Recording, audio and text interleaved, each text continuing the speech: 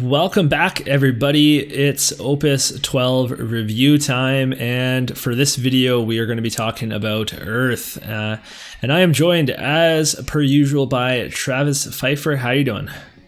Hey, Alex. Thanks for having me. You know, I think this might be your favorite element, but I have to admit, the more I think about it, if it's not my favorite, it's definitely up there. I'm always happy to see good Earth cards. All right, so it's both our favorite elements. You heard it here first. So we're going to get right into it. I didn't give you the option. It is your favorite element. You will accept that, and there will be no complaints out of you, mister. So. Sir, yes, sir. Okay, first up we have Dark Knight. It's a 4 CP AK forward standard unit, category 14, and he has damage 5. When Dark Knight enters the field, choose one forward opponent controls. If its power is less than Dark Knight's power, break it. And let me tell you something, its power will be less than Dark Knight's power because you're playing Earth and he's going to be huge. But damage 5 is a ridiculous damage count to have, and therefore this card shall not see play. Yeah, it's very thematic to Dark Knight characters. It's a shame too, because I like that effect. I don't think we've had that effect in the game yet, or at least if we have, I don't remember a card that does it, that, you know, if your card's weaker than mine, it just automatically breaks. So it's a really cool effect, but what a shame it's just restricted to damage 5. Like, that's not reliable. You can't say, well, I'll only play this card on damage 5. Like, and the one place that you'll play it is limited, and that's the one place where you can't boost this guy's power, and you only hit 7Ks. Therefore, I'm not even making him a good limited play, so it's just not a good card. But at least we don't have to wait long to get to a good card. Yeah, this is Galuf from Final Fantasy V. That's his category. He is Job Dawn Warrior. He is a forward, 3 cost, 7,000 power. During each attack phase, Galuf cannot be broken. At damage 3, when Galuf is put from the field into the break zone, you may search for one Earth forward of cost 2 or less and play it onto the field. And then he has a special Unfaltering Volition. For the cost of a single Galuf, you can activate Galuf, and until the end of the turn, Galuf gains 10,000 power, and Galuf can attack once more this turn. However, you can only use this ability if Galuf has received damage this turn. His special is so cool. That really kind of combos well with his can't be broken thing, because chances are they're not breaking a 17,000 power, 27,000 if you get to use this more than once. It's a little tricky that he has to have taken damage, so again, he's going to have to have been blocked, or you're going to have to like self-ping him or something like that. And then his damage 3, what makes it so interesting is that you search out the forward. A lot of the stuff that's come out in this opus is that you have to have it in hand. But in this one, no. As long as it exists in the deck, it's coming out to the field, and it's not even dull. It's coming straight active. I can see why Greg Cole wanted to use this in Scions. The idea of, oh, by the way, here comes my Ida, and then whoop, she's going right in. Well, it would be after. So this is where then it gets the tricky part, because that would mean he died, which means it's outside the attack phase most likely. And that while he's an infinite blocker in the attack phase, which is incredibly powerful, they can easily mess with him outside of the attack phase to break him, or if he takes lethal damage within the attack phase, he's just going to break at the end of it anyway, unless you have something like, oh, I don't know, Opus 9 backup Larsa, which cures all the damage off of him. Love this card. Great Amano artwork. I love Amano's art. That is Final Fantasy to me. And he's so interesting. You have to think about him. You have to kind of plan how you use him. But I love cards like this. I love cards that you have to use your brain. You got to think about him. You don't just plop him out and yeah, there he does whatever I want him to. Like, it's going to be, I think he's going to be a card that's really fun for both the person using him and the person who's facing against him. I love everything about him. Yeah, it's super well put. Very interesting. I didn't think about him in Scions. That's a good point. I think for the special, you're going to use it when you've attacked, your opponent blocked and like traded a forward to not take damage, and then he's damaged. So you use the special to get in another attack or like deal with another forward, because I think that it's probably too much work to build a deck around pinging him. Like, then you have to set up a bunch of other stuff for him to attack twice and get into this context where it's going to work. So overall, like I think you're just going to use that when he's been blocked, in my opinion. Fair. I lost my card list here, so I'm pulling it back up. Okay, next up, we've got Machinist, Final Fantasy XIV card again. 2 CP backup standard unit. When Machinist enters the field, choose one up to 2 forwards. Until the end of the turn, they gain Dull. Choose 1 forward, deal 4,000 damage. I like this effect. It's kind of weird in Earth. This actually works with Galuf technically as well, but it's kind of like on a backup, it's hard to set that up because you have to have the space. But I do like this. It's really nice in Earth specifically because you have lots of Brave forwards, and if you put this on a Brave forward, they can attack and then still do this. They can attack and trade up. So it's an interesting card. I think not being able to time it easily will make it tricky to use though. Man, you were nicer to this than I'm gonna be. I hate this card. I think this might be one of the worst cards in the set for me. Okay, I love the pose and the Western cowboy hat. That looks great. But like, so you gotta have 2 forwards on the field. Oh, it's up to though.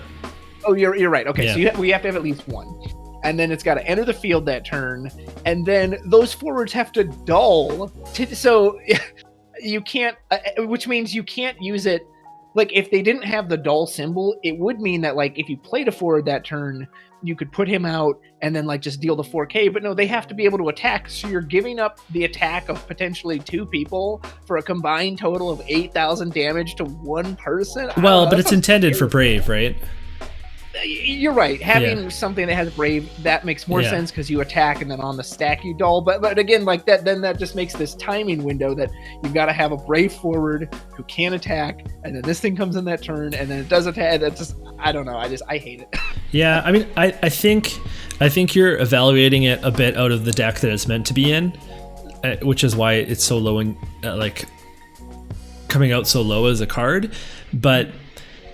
Like if you're playing it in the deck that you've built for it to be with Brave forwards, then the conditions are a lot easier. But as like a general card, like it's not going to fit in most decks. But it's clear, even though this is kind of like more of a fire effect, it's clear why they put it in Earth because it has to go with Brave forwards for sure. Interesting. Well, I'd be happy to be wrong, but I don't like it. Yeah, no, and I'm not gonna defend this card, but I do rate it a little bit higher for sure. Okay, moving on. Next, we have the second of our faction leaders. This is Gippal. He is a job faction leader. He's a 3 CP, 7K forward from category 10. He has the forwards forming a party you control gain Brave.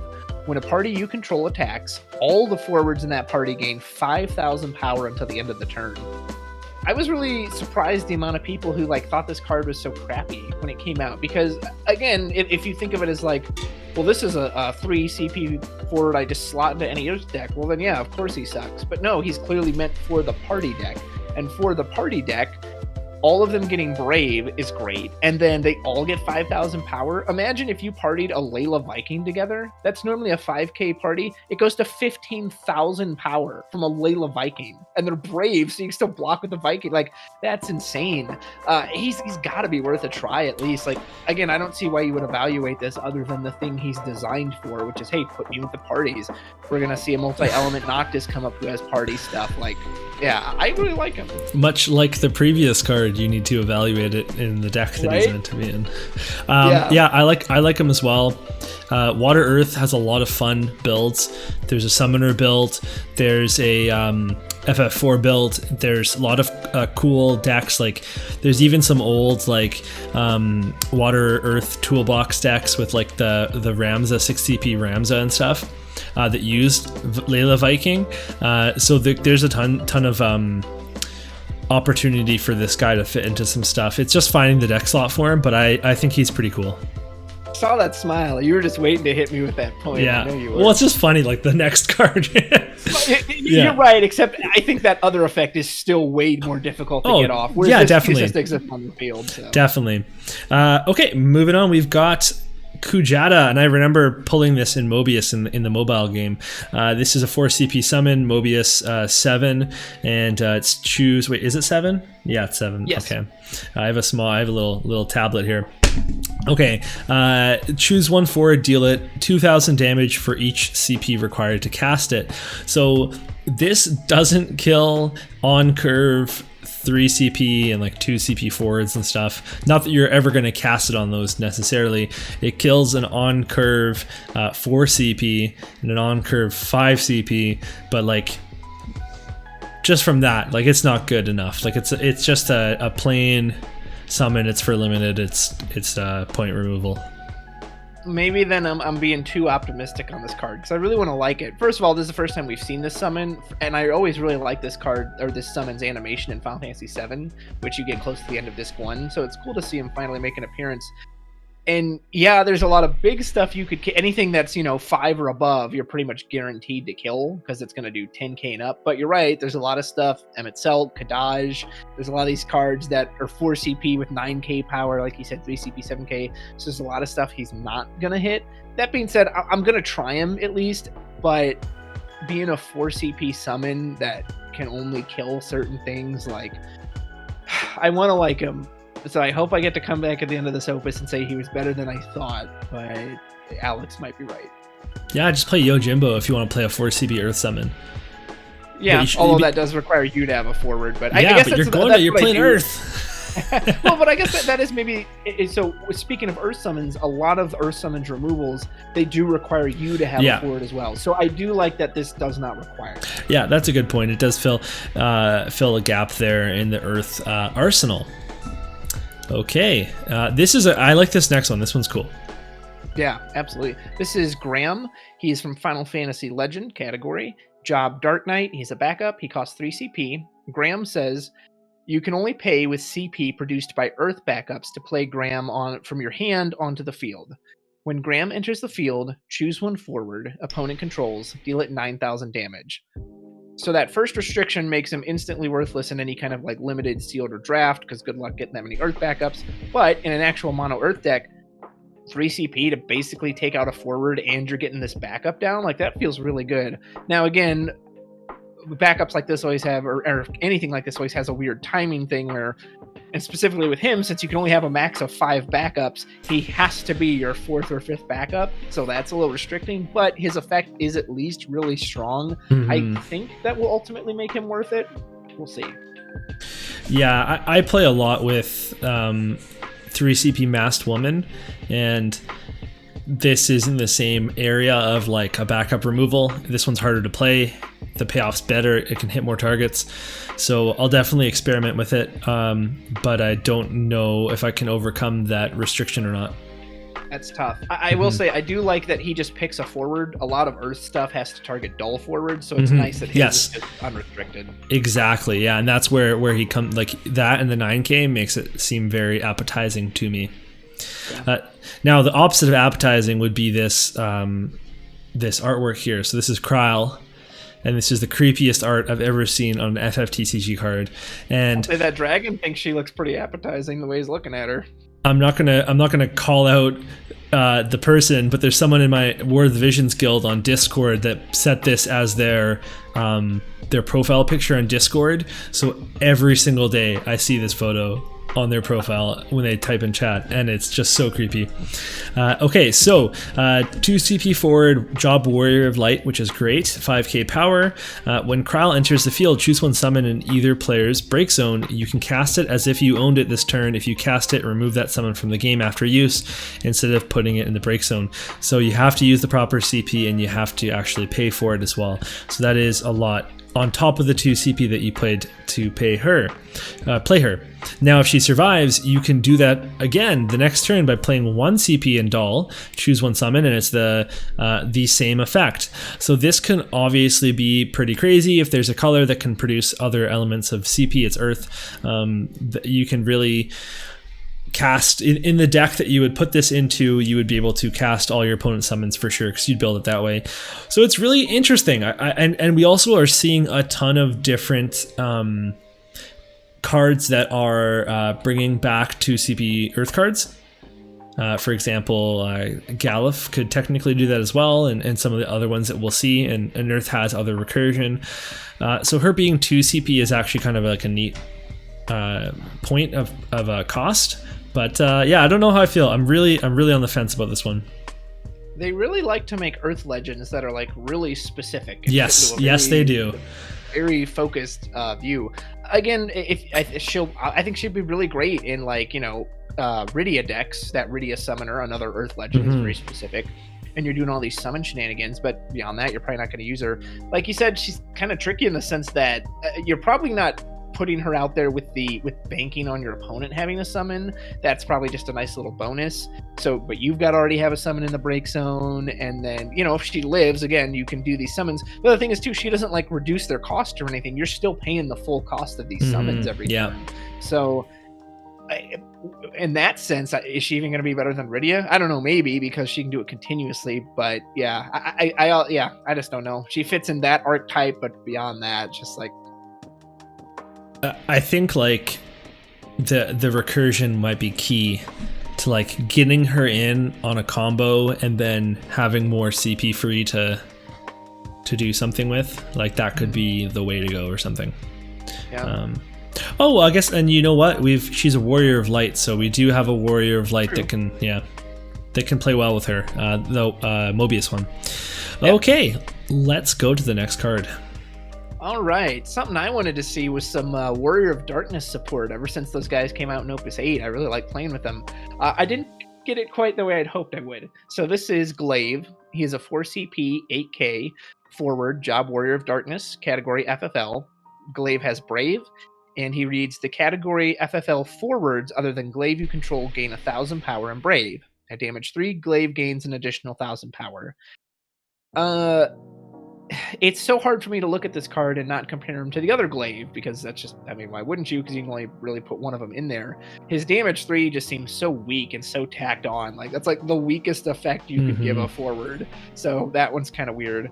The 1,000 power in Brave is nice, except the other Glaive gives everyone 2,000 power. And he searches out Diana or Soul, and he's on an EX burst. So, like, I think he's got better artwork, too. I actually think the artwork for all those original ones are way better than this version of the artwork. So I'm sorry, I can't look at him on his own. All I can do is compare him to the other Glaive in my head, and I just don't see why I'd pick this one over that Glaive. Yeah, I feel like he's standing there and he's like, put me in your deck, and you're just gonna be like, no. And then he'll be like, oh, okay, and then walk away. Yeah, no, you should play the other one. The other one's better. Okay, now we got a very cool White Mage coming up next. This is a 4 CP standard unit backup, category 14. Doll, put White Mage into the break zone. Choose one Earth forward of cost 4 or less in your break zone. Play it onto the field. It's Devout, but in Earth and specific to Earth. That's good. Like, Devout is a good card. It's seen less play because of how much there is in the game, but I think that this is like a fine card and it's super powerful. If Devout saw play, this can see play too, specifically in mono Earth or a heavy Earth deck, or a deck that, you know, features an Earth card that you want to bring back. So I'll definitely tinker with this one, for sure. So in prepping for these videos, I was kind of like looking over these cards again, reading over them, because yeah, when we all first saw that, oh yeah, it's Devout. Here's the thing though, this blew my mind. Right, it doesn't have the restriction Devout has. Devout has to be played on your turn. This card does not. You can use this as a combat trick. Hey, go to combat. By the way, guess who's coming back? Boom! You know, Earth Wall or Earth whoever. And just like, oh, there's this big blocker. Like, it has the restriction it has to be Earth, whereas the Ice Devout can just be anything. But Ice Devout has to be on your turn. Like, when I realized that blew my mind. Like, I can use this as a combat trick? That's crazy. I'm putting this in every Earth deck I'm trying. Like, I'm putting this in a monk deck so that when they attack, hey, guess what? By the way, White Mage, here comes Yang. He's bringing in Ursula. Then she's bringing in another monk. Boom! Boot you to the hills. Woo! Like, this card is so cool to me. That fact alone, that you can play it on your opponent's turn. Awesome. Yeah, that's huge. Yeah, great card. Okay, we've got our Earth monster. It's like we keep going back and forth. Great card, and then we get this. So this is Objet d'Art. It's not Object, it's Objet d'Art. Objet d'Art. So this is a 2 CP, 6,000 power monster. Its job is statue. Category is Theater Rhythm, Final Fantasy V, and it's a monster. Right, I'll stop talking like that. So, like all these monsters, he can either just become a 6K a forward permanently, or you have his other effect. This one's is Put him into the break zone. When you do until the end of the turn, all the forwards you control gain 2,000 power and Brave. So there are a lot of Earth cards that like, hey, buff your forwards and give them Brave. And again, it's just hard to like, I don't know. On one hand, I'm like, I mean, that's a lot. A 2k boost for your whole board is really nice. Although, again, the Brave's only going to be relevant on your turn, but he's not a summon. He can't be cast, so I guess that makes sense. So out of all of these, I guess he's okay, but there's still other cards that do that already. That again, there's summons that do that can be cast at instant exactly. Speed, so I still just don't see why you do this. Now, I did like your accents because you went from French to like Old English or something there. Right? Yeah, I just changed. Like, proper, yeah, but I did enjoy them, so don't don't feel bad with that. Okay, next up we have Nacht, who is a 5 CP 9k forward warrior of darkness FFL category, and he is a hero, so he should be good, right? And let's see. When a job warrior of darkness you control is chosen by your opponent's summons or abilities, choose one job warrior of darkness other than card Nacht in your break zone, add it to your hand. When Nacht is put from the field to the break zone, you may play one job warrior of darkness from your hand onto the field. So his first ability fuels his second ability. You need to be at the state where there's some cards in your break zone. Like if you're playing your first set of warrior of darknesses out, then he won't be good yet. Because you have to fulfill all these conditions. Like if you already have some in your hand, then it's safe to play him. But if no one's died yet, then he can't do that first effect, and then he can't do the second effect. So the timing is going to be really important on this card. That being said, I think it's better than the Legend Nacht, which sucks because I really, really like that card, and its ability is so cool, like the double X payment to break monsters and stuff. Like that was a very cool card, but I think that this is better. I love that Nacht too, so I'm glad to hear you say that because a lot of people crap on him. I really don't think he's as bad as people say he is. That being said, man, does this guy totally give him a run for his money and probably is overall better. Like that's such an interesting idea that when he gets chosen, hey, every time you choose me, so if they gotta like choose him multiple times for something, you're just pulling cards back willy-nilly. And what's really interesting too about his second effect, it doesn't say other than Nacht, so you can play another Nacht from hand and just start the cycle all over again. Yeah, unlike Glaive, he is actually worth trying out and probably is better than the other game. Yeah, and it's not just when he gets chosen, it's when any Warrior of Darkness gets chosen. So if they try to pick any of them, this guy is going to have some fun shenanigans. That being said, overall with the Warriors of Darkness, there's only 4 of them. This can't ever be an archetype. But that's what was so disappointing is that they're like, all right, there's only 4 of them. Let's make the same 4 again. It's like, no! But they're actually really good. Like Alba Diana is playable in Mono Lightning by themselves. And then Earth Lightning Warrior of Darkness is one of the most fun decks I've ever played. I played a high cost Warrior of Darkness deck with Zagnol. Like that was the overall theme, and it was actually that was one of my favorite decks I've ever built. So I'm definitely excited to bust it out again and try out some new cards. Yeah, for sure. All right.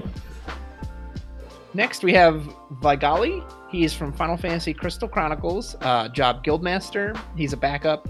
He is a 4-cost Earth backup. He reads, when Vaigali enters the field, you may search for one multi-element card and add it to your hand. That's it.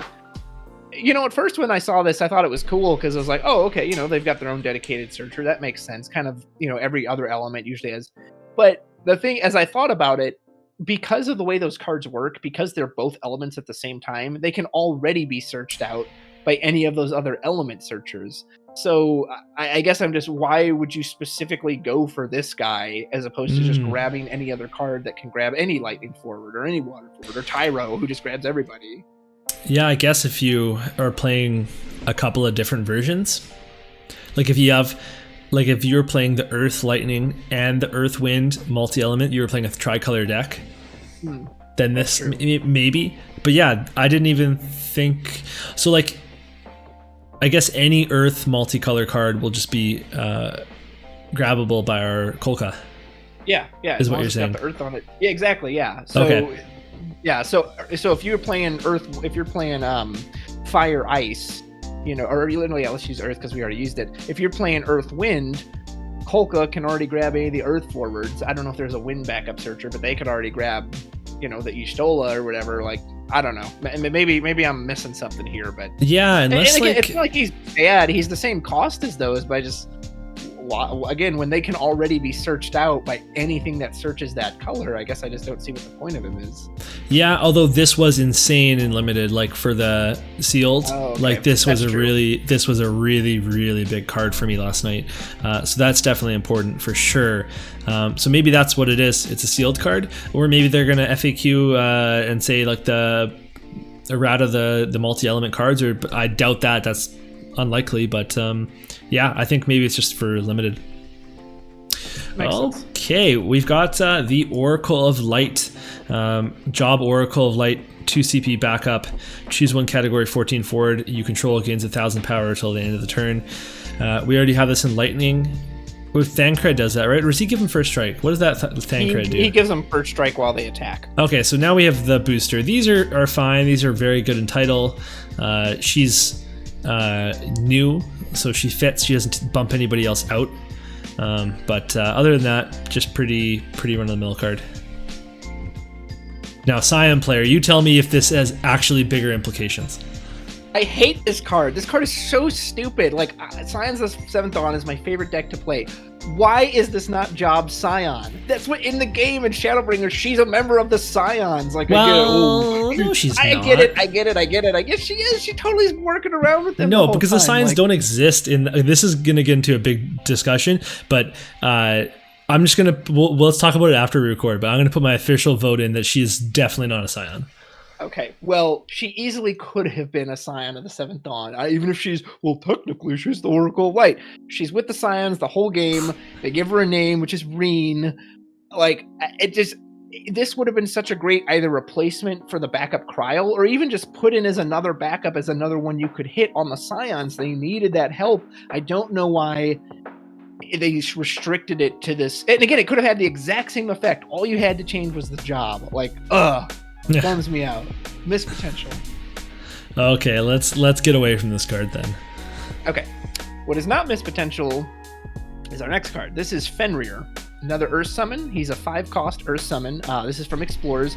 Man, Alex really hit the nail on the head. Like, the art for the summons is awesome, and then the art for the standard unit is goofy. Terrible. So weird. Weird that you could have such a level of quality in the same thing. So anyway, what Fenrir does is you select up to 2 of the 4 following actions. Choose 1 light forward or dark forward, break it. Choose a backup of cost 4 or more, break it. Choose a monster, break it. Choose 1 earth forward of cost 2 in your break zone, break it again. No, I'm just kidding. That one says play it onto the field dull. There were so many break effects. So when this guy first got revealed, I wasn't super high on him because I was looking at those effects and I was like, in the right deck, none of these would be valid. I have decks that don't play light or dark. I've got decks that don't have any 4-cost backups or higher, that don't run any monsters. So it kind of worried me because, again, he seemed to address specific situations. However, having seen the Opus XI meta, unless things drastically shift, Kadaj is everywhere. People are going to be playing a light or dark. They're going to have Tyro. They're going to have some backup that is going to be broken. The monster is probably the least reliable one because monsters can be so, spotty between people, but it's also indiscriminate monsters. Like, there's plenty of cards that only break monsters of 2 or less or 1 or less or whatever. This one doesn't matter how big it is. It's going out.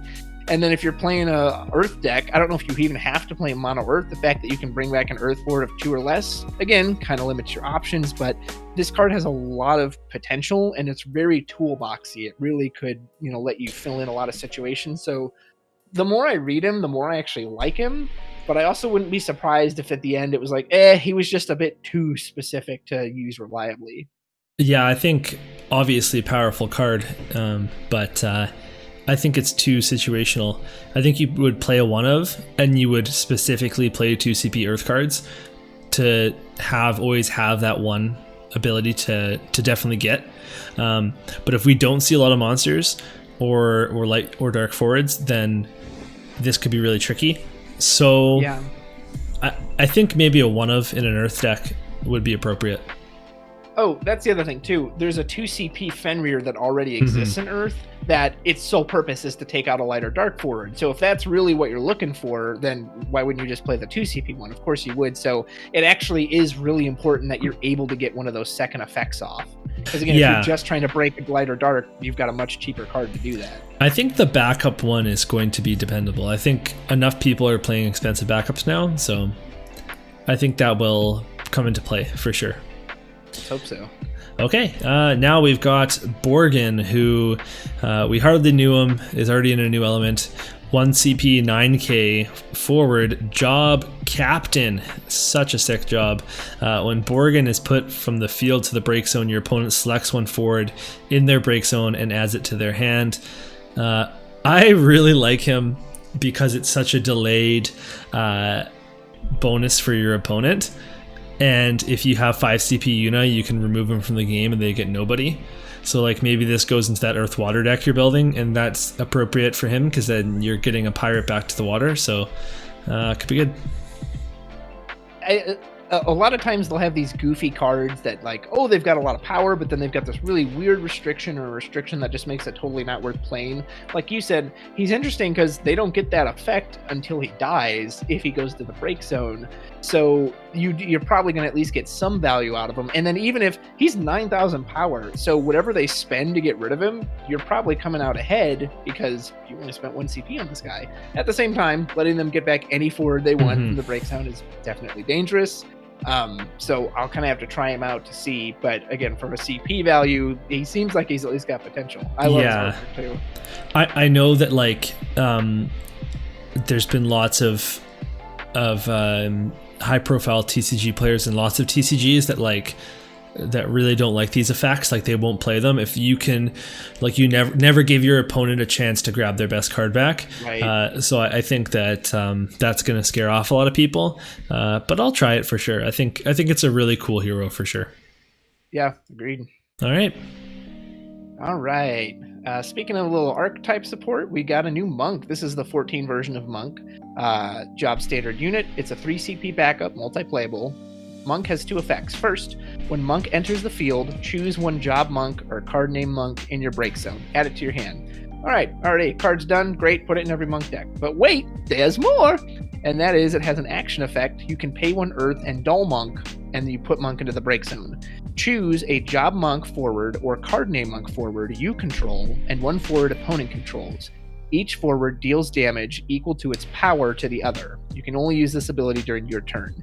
So that action ability is basically the summon Hecaton Shot Kyre on a backup, which is really cool. I love it. It's a Monk, so again, it instantly slots into the Monk deck just for the fact that it pulls back any other Monk. It's continuing the archetype support we got in Opus XI, where again, it's job or card name, so nobody's getting left out.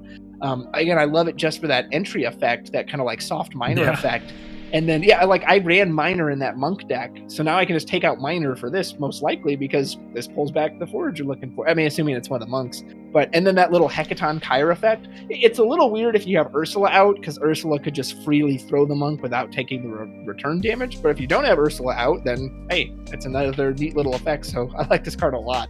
Yeah, exactly. I think the fact that you can also grab like another backup if you needed to early, like you could play this turn 2 to grab another Monk backup and then curve out into 3 or something. Like I think this card is great, and I love it. Yeah. Okay. Shadow Lord. So excited to get another Shadow Lord. I loved the first Shadow Lord. I played that card so much. So this one is very cool as well. It's a 2 CP Earth forward, and it's 9k job Kindred. When Shadow Lord enters the field, your opponent may play a one backup of cost 2 or less from their hand to the field, and then you can pay 1 Earth until the end of the turn. Shadow Lord gets Brave and EX bursts from the cards that get put into the damage zone due to the Shadow Lord. I'm reading off FFTCG, and when the set comes up, there's often lots of typos, and this one is particularly difficult to read because of some stuff. Basically, EX burst can't be triggered when he damages your opponent. That is such a cool effect. This one's a little trickier than Borghen because they immediately get the value. But if you play this late game, if you play this at the end of the game off of Fenrir and just get a 9k off Fenrir, like that's pretty cool. I like that a lot. And I like this also early game, just punching your opponent and then not worrying about getting that blowback from EX burst. That's also cool. So yeah, I like it. It's a fun card. That action ability is so strong. The Opus 5 Wool, which let you shut off EX burst that shows forwards, that was strong. But again, there's plenty of stuff that gets around that. Like this shuts off Tyro, it shuts off Gabranth, any searcher they would have. No, they don't get any of it. That's insanely strong. And honestly, I don't think the downside of this is that bad. Like if you crap this out turn 1, yeah, that's a really high chance for them to just, okay, thanks for the free backup. But once they hit 5 backups, you know they can't get this effect off. And usually after those first few turns, like it's more and more rare to have a low cost 2 CP backup. So this card, like it's kind of funny to compare him to Borghen because it's like, well, they're both super cheap 9Ks. His downside's front loaded. Borghen's is that, but I think just the fact that he has that ability that like, hey, I'm gonna completely shut off your EX burst, that's really scary. It is tough to keep paying a CP every turn. That can really stunt your own growth. So that's something that we saw with Garland 9. You have to be really careful of when you use that because the player that would Garland 9 every single turn for the sake of doing it could often put themselves in a bad position for later in the game. So you do want to be very careful with that. And just to be clear, your opponent actually getting the effect of playing a 2-cost backup, that is always bad for you, and that's like really, that's not a good thing. But there's certainly lots of ways to mitigate that. So for sure, very cool card. And is this on purpose? We're ending on a bummer card like every time. Yeah, that's weird. So this is Layle from Final Fantasy Crystal Bears. He's a job Crystal Bearer, category Final Fantasy Crystal Chronicles. He's a 4 CP, 8k forward, so your typical 4 for 8 body. He reads, when Layle or a forward enters your field, place 1 bearer counter on Layle. He has an action ability. You may remove 3 bearer counters from Layle. Choose 1 forward, remove it from the game. You can only use this ability while Layle is attacking. I love the backup Layle. He's great. And I thought, oh, this forward, maybe it'll give him a chance. But like, I don't know. I think I'm a hair higher on this than a lot of people are. Most people don't like him. Like, he reads really slow. You know, there's no denying that. Like, you get him down, you get 1 counter. You now have to get 2 more people down to get that 3rd counter, and then he has to attack. Now, granted, again, the effect is incredible. Removing a forward from the game is an insanely strong effect. Way better than it going to the break zone or anything like that. But yeah, that's just going to be so much work, and beyond that, he doesn't have any extra power or protection. So again, your opponent's probably going to make a point, okay, well, I'll just get rid of this guy before you can, use that ability. So yeah, he reads so slow. I wonder if he'd be interesting in like the Oops All Forwards deck, which is an Earth deck, because that deck plays things like Vanille into Yang into Ursula, or Ingus into a 2 CP, or like whatever it is. Like there's ways to like, Earth has those effects that cheats out 2 forwards. So maybe there's a fun combo that you can try out if you're really into it. But otherwise, I don't like it that much. Also, go ahead. The art is just weird. Like it's. Yeah. I don't know what it is about his face. Like I think John Schreider of the. Yes, that was so funny. Oh my god. He was saying he's got like the finger gun in his pocket. He's like, hey, stick him up from his pocket. Honestly, the only thing I can even see this really working with is like a Layla Viking. Like he's out there and then you Layla Viking to get a bunch of, but again, that's just, I don't know. That just seems like so much work for an effect that you then still might not even get off. Like even if you get all the counters on him, they can remove him before he ever gets to use them. Well, if you play Golbez, how many counters is that? 5? That's true. True. And then you've got 2 turns of attacks saved up. You've got 6 counters. So you play Layle, and then the next turn you play Golbez, and then you need to kill your Golbez, and then you get a bunch of counters. So easy as pie. Hey, I set it up for you. You just gotta take it home. That's all done. All the hard work's done there. Okay, and that is it. Thoughts overall I'm honestly gonna say same as last couple of videos. I just Yep. there isn't enough to like stake a claim here on saying like Earth is so powerful, but it's also because we're not sharing the multi-element cards yet. We're going to talk about those in our final video with Dark and Light. So try out that white mage again. Putting Yeah. something in on your opponent's turn, that's going to be really strong. yeah, big time. And Borghen, he's going to be your captain. Okay, so you take care of him. He'll take care of you. Let us know who you like better, Borghen or Shadow Lord, because again, Yeah. they both got like a similar theme going. And if you want to rate them both 10 out of 10, that's fine. That's also acceptable. All right. Well, thank you so much for joining us, and we'll be back next time with the lightning video. So thanks for coming, and see ya. Quake and Tremble.